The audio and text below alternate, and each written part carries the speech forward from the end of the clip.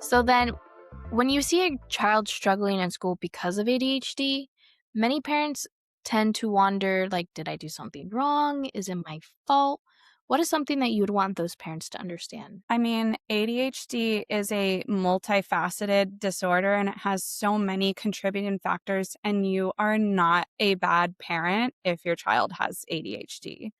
I think that parents hold a lot of guilt for way too many things. And I imagine parenthood is one of the most rewarding, but also one of the hardest jobs out there. The first and foremost to parents, don't be so hard on yourself. This is not your fault.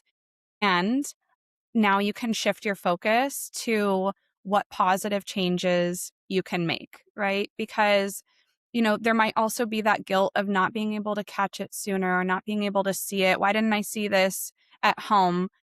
But student behavior at home versus in the school can vary pretty widely also. Maybe you're doing an excellent job parenting at home, so your student isn't exhibiting as many of those symptoms when they're at home because they're able to get the stimulus that they need from you and they're able to feel safe and nurtured and comfortable with you. And then at school, all of a sudden there's a bunch of kids around and they might feel overwhelmed and those behaviors and symptoms start arising. So if you didn't catch it earlier as just a parent yourself, Mhm.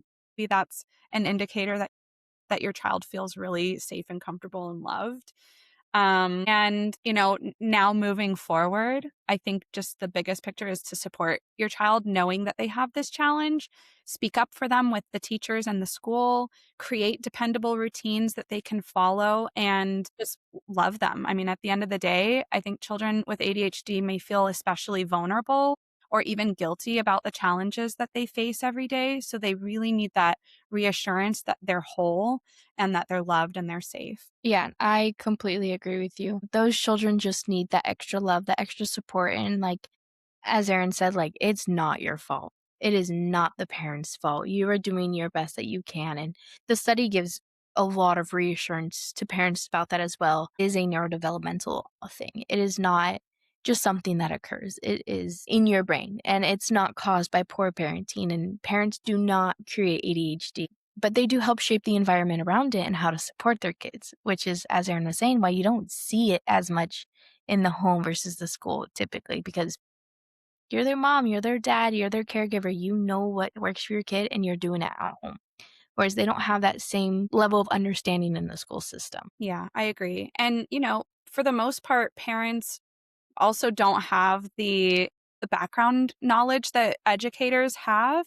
So I think maybe some guilt comes from that as well of just not knowing how, maybe they are seeing behaviors, but they don't know how to handle them. And, the great thing is that now you can take that first step to learn about it, but to not be hard on yourself for not knowing the things that you don't know.